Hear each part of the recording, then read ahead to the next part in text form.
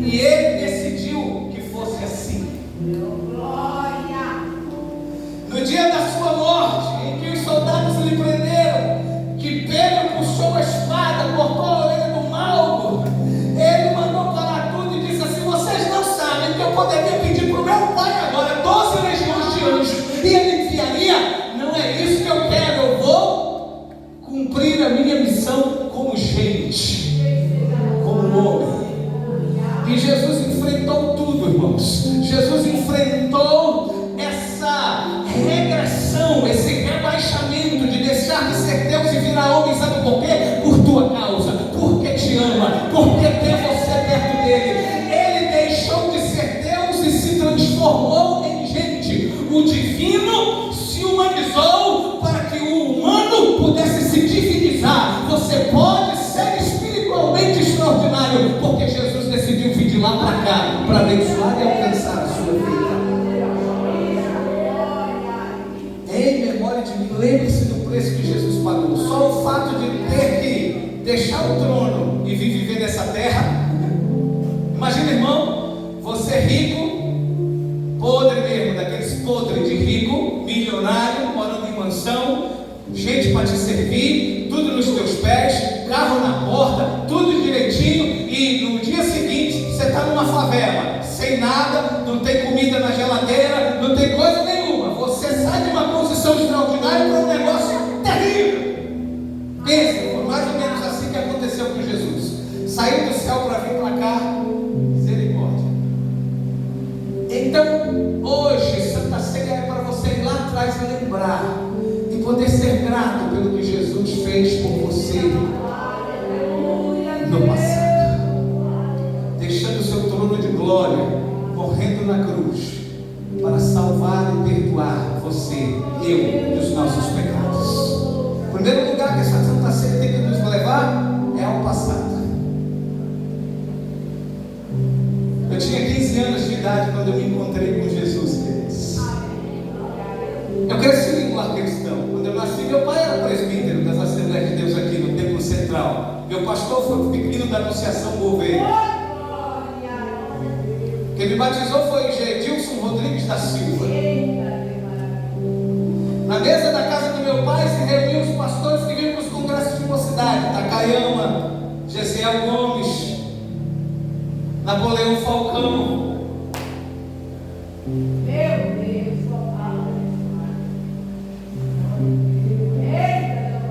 Mas eu perdi meu pai, eu estava com 13 anos de idade. Fiquei revoltado, saí da igreja, fiquei 2 anos fora. Com 15 anos Jesus me trouxe de volta. Me lembro que eu estava numa congregação no Panorama 21, num culto de domingo à noite como esse. E aí, naquele dia, Jesus me reencontrou. De lá para cá eu vim servindo ao Senhor, com alegria no meu coração.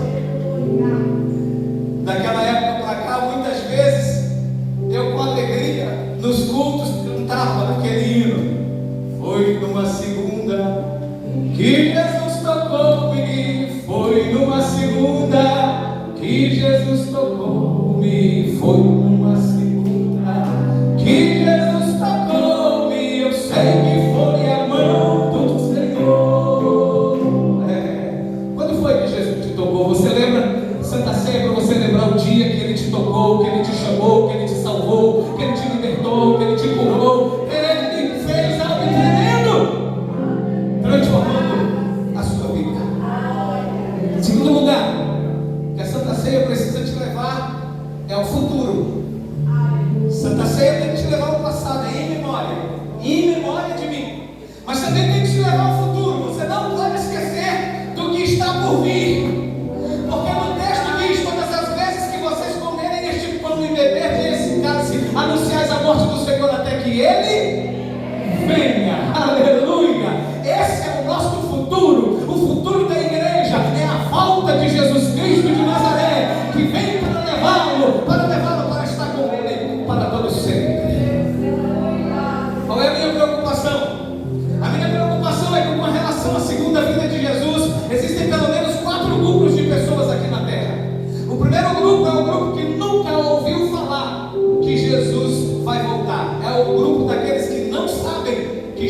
voltar.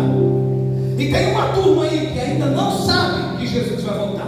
E é por isso que nós temos que continuar pregando o Evangelho. E é por isso que nós temos que continuar usando todos os meios de comunicação possíveis, principalmente a internet. Porque nós, através dela, podemos chegar aonde ninguém mais pode chegar. Segundo grupo, é o grupo daqueles que sabem que Jesus vai voltar, mas não creem que Jesus vai voltar. Tem gente que já ouviu falar que Jesus vai voltar. Tem gente que já acessou esse conhecimento, mas eles não acreditam nisso. Eles não acreditam que Jesus vai voltar para buscar a sua igreja. É um bando de incrédulo. E nós precisamos continuar dizendo: abre o teu coração, porque a última trombeta vai tocar e a igreja será tirada dessa terra e vai se encontrar com Jesus. O terceiro grupo é o grupo daqueles que sabem que Jesus vai voltar. Eles creem que Jesus vai voltar, mas eles não estão preparados para a segunda vinda de Jesus. Eles não estão prontos. Se a última trombeta tocar hoje, eles não vão subir. Tem gente que sabe, que crê, mas a vida não está condizendo com a segunda vinda de Jesus. Para estes nós estamos dizendo: prepara-te para te encontrares com o Senhor teu Deus, porque os sinais estão aí, e logo logo a última trombeta vai tocar. Essa é a maior esperança da igreja. E nós, na Santa Ceia, precisamos lembrar que nós temos um futuro, e o nosso futuro não é aqui, o nosso futuro é com Ele, na sua glória. Agora existe um quarto grupo, pastor Deckman. É o grupo daqueles que sabem que Jesus vai voltar, eles creem que Jesus vai voltar, eles estão preparados para a segunda vinda, e quando a última trombeta tocar, eles vão subir e se encontrar com o Senhor nos ares. Tem alguém no quarto grupo aqui? Se tem alguém no quarto grupo, dá uma glória a Deus aí. Diga: louvado seja o nome do Senhor. Santa Ceia tem que te levar ao futuro. Você não pode esquecer que quando Jesus derramou este sangue e feriu sua carne, Ele o fez para levar você para estar com Ele. Foi Ele que disse: não se turbe o vosso coração. Creiam em Deus, creiam também em mim. Na casa do meu Pai há muitas moradas. Se não fosse assim, eu não teria dito: mas eu vou preparar-vos lugar. E quando eu for e vos preparar lugar, eu virei outra vez para vos levar para mim mesmo, para que onde eu estou, vocês estejam também. Santa Ceia tem que te levar ao futuro. Você tem que pensar: eu estou tomando isso aqui porque eu não sou daqui. Vocês imaginem como é que está o coração de Jesus. Você sabe o que Jesus disse quando Ele participou da última Santa Ceia? Você lembra do que Jesus disse quando participou da última ceia? Jesus disse assim: ó, eu tenho desejado ansiosamente comer convosco esta Páscoa, porque eu nunca mais participarei disso até que se cumpra no reino do meu Pai. Jesus está esperando o dia da Santa Ceia acontecer lá em cima da sua glória, e nós precisamos lembrar que esse é o nosso futuro. Nós vamos ceiar com Jesus. Santa Ceia precisa te levar ao passado, em memória, lembrança, mas também ao futuro, esperança. Porque você foi salvo por Ele para este futuro. Agora não esqueça: salvação atua na vida de qualquer pessoa em 3 tempos: passado, presente e futuro.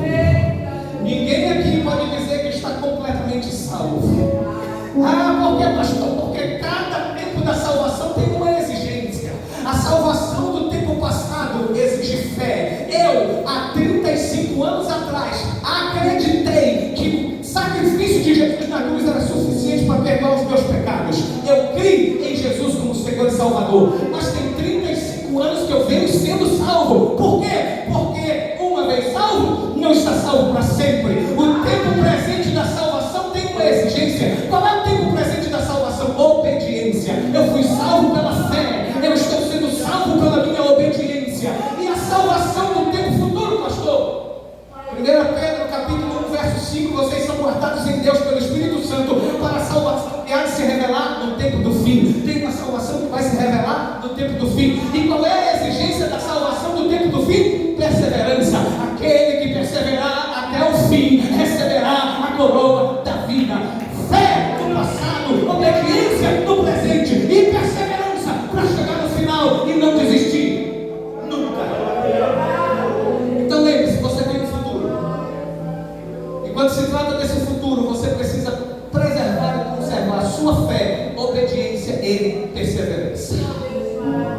Talvez tenha alguém aqui que está dizendo e pensando em desistir. Não desista. Renove a sua fé essa noite, porque Jesus está voltando. E Ele quer você na caravana. Amém? Terceiro lugar que a Santa Ceia precisa nos levar para dentro de nós. Examine-se, pois, o homem a si mesmo, antes de comer do pão e beber do cálice. Santa Ceia me leva ao passado em memória, me leva ao futuro até que Ele venha. Mas Santa Ceia me leva para dentro de mim. A expressão do grego para examine-se a si mesmo é lesh lehá. A expressão lesh lehá significa um salto para dentro. Você precisa dar um salto para dentro de você e descobrir se você se identifica de fato com o corpo de Jesus. Porque Santa Ceia é a atitude de tomar do corpo e do sangue de Jesus. E isso deve ser feito por quem consegue discernir o corpo. O que quer discernir o corpo? É dar um salto para dentro de si e saber se o tipo e o estilo de vida que você está vivendo condiz com o estilo de vida que Jesus propôs para a sua igreja. Se você descobriu aí dentro que você está vivendo de acordo com os princípios de Jesus, então você é do corpo, você discerniu o corpo, você é membro do corpo e você vai ser abençoado por Ele. Dá um salto para dentro. Quem é você? A pergunta que você precisa fazer hoje é: quem sou eu? Porque se eu tenho que dar um salto para dentro de mim, examinar a mim mesmo antes de comer do pão, se eu entrar para dentro de mim, eu vou encontrar dentro de mim alguma coisa relacionada a Jesus. Será que dentro de mim eu vou encontrar as essências do corpo de Jesus Cristo? Se eu der um mergulho para dentro de mim, eu vou conseguir me identificar com as marcas de Jesus Cristo, meu Senhor e meu Salvador. Santa Ceia é para lehá, Santa Ceia é para salto para dentro. Porque olha que eu escuto que eu vou te dizer, irmão, quando você toma esse vinho e come esse pão, você está pondo Jesus para dentro. Quem come da minha carne e bebe do meu sangue tem parte comigo, disse Jesus. Quem não come, não bebe, não tem parte comigo. Quando você come e bebe, você está pondo Jesus para dentro. Você está pondo Jesus para dentro da onde? Eita, meu Deus, fala,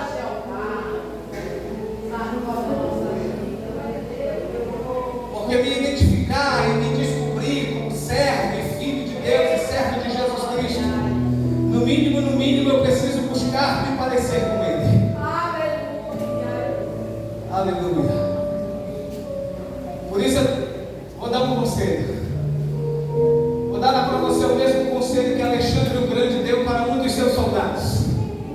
Um dos comandantes de Alexandre o Grande o procurou e disse assim: general, eu tenho um soldado na minha tropa que está me dando muito trabalho, muita dificuldade.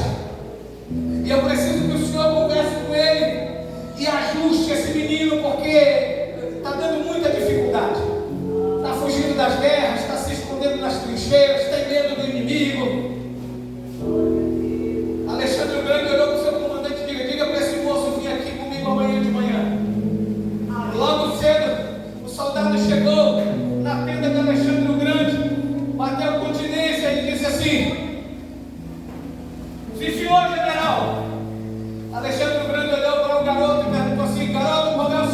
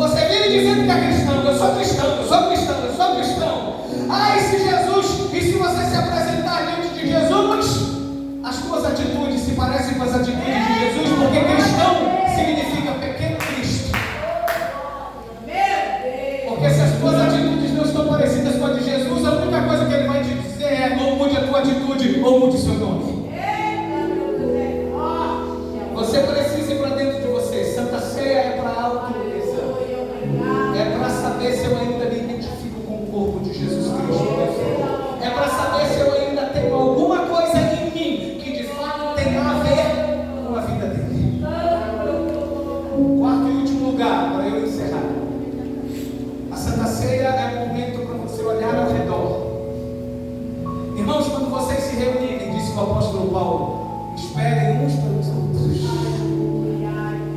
Lembre do que Jesus fez no passado. Crie uma perspectiva e uma esperança do futuro. Olhe e examine-se dentro de você, mas também olhe ao redor. Quando o texto diz que nós devemos esperar uns pelos outros, não significa simplesmente esperar que todo mundo pegue o pão e o vinho para a gente comer e beber junto. Tem a ver com: não existe carreira solo no cristianismo. Escute o que eu vou te dizer, escute por favor. Não existe carreira solo no cristianismo. Jesus Cristo disse: aonde estiverem dois ou mais no meu nome, aí eu estou no meio deles. É dois ou mais, um só.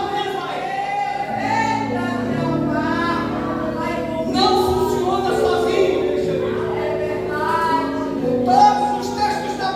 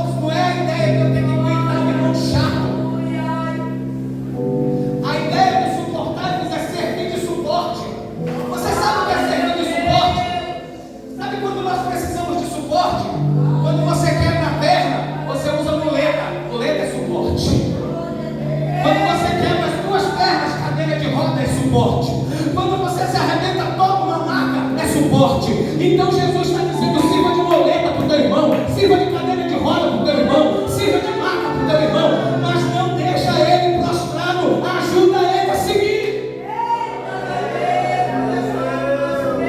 Seja suporte para o teu irmão. Eu vou encerrar com isso aqui. Vou encerrar com isso. Qual é o maior exemplo? O maior exemplo é Jesus. Dois dos discípulos de Jesus fizeram algo muito feio com Jesus. Um foi Judas, o outro foi Pedro. Os dois praticaram o mesmo erro, eles negaram Jesus. Eles desonraram a Jesus. Eles disseram que não conheciam a Jesus. Agora presta atenção. Eu acredito que o Pedro fez pior do que o Judas. Pastor, por que o senhor disse isso? Porque o Judas recebeu 30 moedas de prata para negar Jesus. O Pedro fez de graça.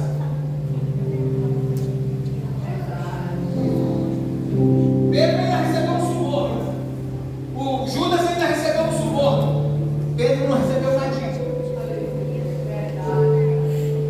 Negou Jesus. Foi embora. Galo cantou e se lembrou do que Jesus disse. Foi embora.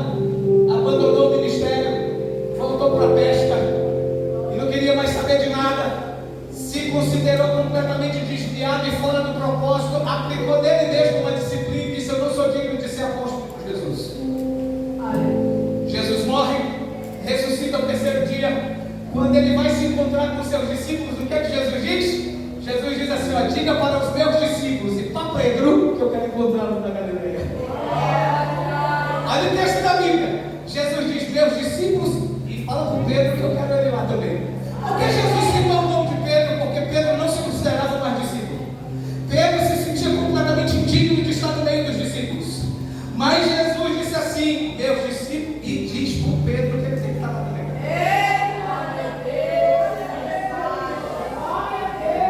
Olha como é o coração do nosso Jesus. No dia do encontro, Jesus saúda todo mundo, bate um papo, abraça todo mundo. E com Jesus os problemas são resolvidos muito rapidamente. Jesus não tem lição de moral, Jesus não tem disciplina de 6 meses, fora da comunhão 3 vezes. Não, não, não. Jesus chama o Pedro e diz assim: Pedro, quantas vezes tu me negou? 3, Senhor. Então diz 3 vezes que me ama e o negócio está resolvido. Fácil assim, né? Só que não foi bem assim, irmãos. Sabe como foi? Vocês sabem que a Bíblia foi escrita em 3 idiomas originais: hebraico, aramaico e grego. Antigo Testamento, hebraico; Novo Testamento, aramaico e grego. Quando Jesus encontra Pedro, ele vai cuidar dele e chamar ele a atenção sobre a traição, ajustar a vida de Pedro. Jesus pergunta para o Pedro assim, ó, em particular, chama o Pedro em particular e diz assim, ó: Pedro, agapasmé. A expressão no grego que Jesus usa é agape. Agapasmé, amas-me. Amas-me como amorada, Pedro. O Pedro olha para Jesus e no texto original Pedro responde assim: Senhor, fileus te. 3 expressões no grego para amor: eros, fileus e ágape. O ágape é esse amozão poderoso de Deus que aguenta qualquer coisa. Fileus é amizade, amigo, carinho, família. Eros, da onde vem a nossa palavra erótico, amor físico, carnal. Quando Jesus pergunta a Pedro se ele o ama com ágape, Pedro responde: é fileus, eu gosto de ti, eu sou teu amigo, mas eu não sei se eu consigo aguentar tudo por ti, não. Segunda vez Jesus disse assim: Pedro, agapasmé. É como se Jesus estivesse dizendo: Pedro, não tem um negócio melhor aí dentro do teu coração não, para tu dizer para mim, tu não me amas com amor ágape. E o Pedro olha para Jesus e responde a segunda vez: Senhor, fileus te, eu te amo, eu gosto de ti, tu é meu amigo, eu até quero andar contigo, mas eu não sei se é ágape, se eu vou aguentar esse negócio. Aleluia. Pela terceira vez Jesus pergunta para o Pedro: Pedro, Agapazinho.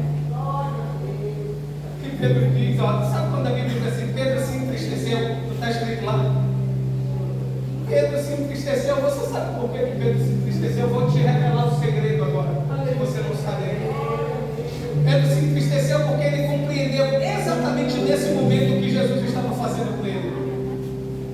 Aí a Bíblia diz que Pedro se entristeceu e disse assim, Senhor, tu sabes que é Filéus. Tu sabes que eu gosto de ti, eu sou teu amigo. Mas eu não sei se eu dou conta de dar minha vida por ti. Eu não sei se eu consigo aguentar tudo por ti. Se fosse eu ou você, se fosse nós, pastor Beck, a gente dizia assim, não, ó, cai fora do meu ministério, eu não quero ninguém aqui assim. Então Jesus disse, Filéus, te serve, Pedro, venha apacentar o meu rebanho. Vamos começar com essa sinceridade do teu coração, porque era isso que Jesus estava querendo de Pedro. Quando Jesus pergunta para o Pedro 3 vezes se é ágape, e Pedro responde 3 vezes se é filéu, Jesus descobriu sinceridade no coração dele. Por quê? Porque alguns dias atrás, lembra lá no jardim de Getsêmani, quando Jesus disse, o pastor será entregue na mão dos pecadores e as ovelhas ficarão dispersas, Pedro disse assim, Senhor, eu não, todo mundo pode te abandonar, eu estou contigo, porque daí vem. Sabe o que Pedro estava dizendo para Jesus lá no Getsêmani? Estava dizendo assim, ó, Senhor, te amo é com amor ágape. Todo mundo aqui pode correr, pode te abandonar, pode fazer o que for. Eu estou contigo para qualquer coisa. 3 horas depois, Pedro estava negando Jesus. Ele não deu conta de sustentar o ágape. Que Jesus pediu para o Pedro foi sinceridade. Pedro, é ágape mesmo? É aquilo que tu falou lá no Getsêmani mesmo? Pedro disse, não é meu Senhor, é Filéus. Quando a gente é sincero diante de Jesus, ele nos recebe. E Pedro começou com Filéus. Por quê? Porque Jesus ensina a lição de esperar pelos outros. Eu vou, mas eu não vou deixar o Pedro para trás. Eu vou levar o Pedro comigo. Ele errou, ele pecou, ele transgrediu, ele me desonrou, mas eu vou buscar o Pedro. Pedro vem comigo. Aí ó como termina.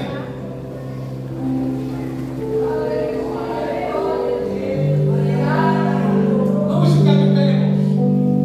Eu quero terminar com você em pé e nós vamos orar e o pastor vai ministrar assim. Qualquer coisa termina assim, olha. Pedro foi apacentar o rebanho de Jesus.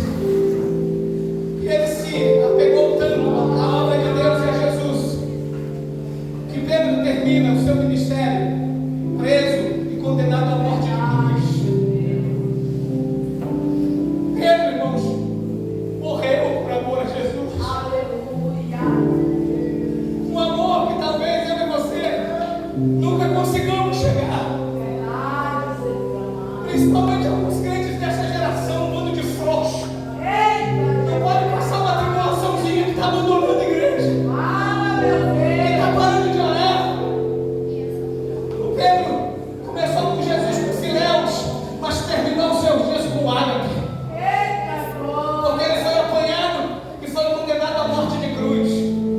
Todo mundo aqui sabe que o Pedro morreu pendurado de cabeça para baixo numa cruz, sabe, né? Mas a condenação de Pedro não foi morte de cruz de cabeça para baixo. Não existia esse tipo de condenação, irmão. Era morte de cruz. Pedro foi condenado à mesma morte que Jesus morreu, a mesma. Ser crucificado. Ah, pastor, então por que foi de cabeça para baixo? Porque Pedro pediu, irmãos. A história diz que Pedro olhou para os soldados romanos que o crucificaram. E ele disse, por favor, coloquem essa cruz de cabeça para baixo.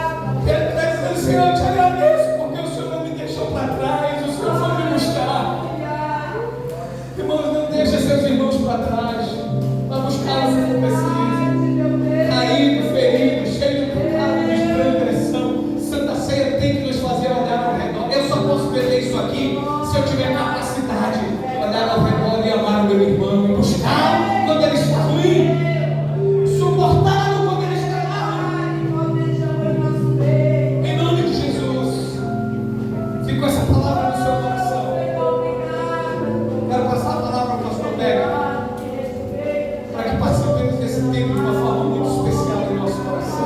Em nome do Senhor.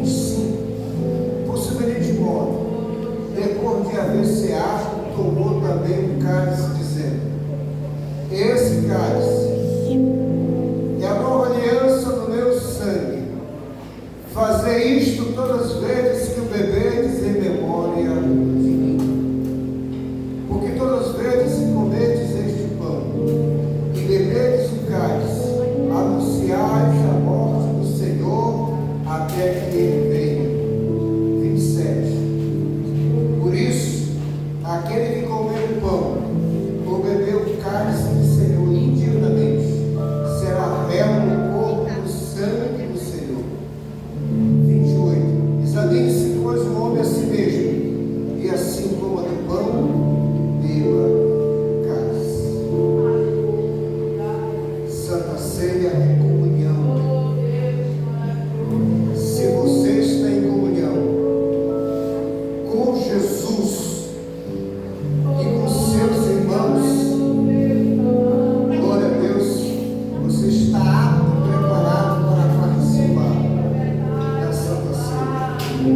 Santa Ceia também é perdão.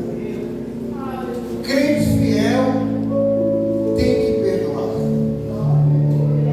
Ninguém na terra é perfeito.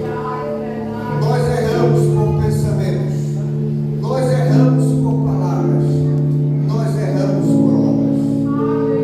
Nós precisamos praticar isso. Isso não pode ser apenas uma retórica, tem que ser uma realidade, uma verdade cultivada a todo instante, a todo momento, tanto na nossa casa, como também na rua e também dentro da igreja. Jesus quer saber se de fato eu estou amando meu irmão, se de fato eu estou perdoando. A nossa carne não gosta de perdoar. A nossa carne gosta de muita coisa, menos perdoar. Por isso, o crente fiel que serve a Jesus, ele renuncia a si mesmo, ele toma a sua cruz e ele serve a Jesus na terra.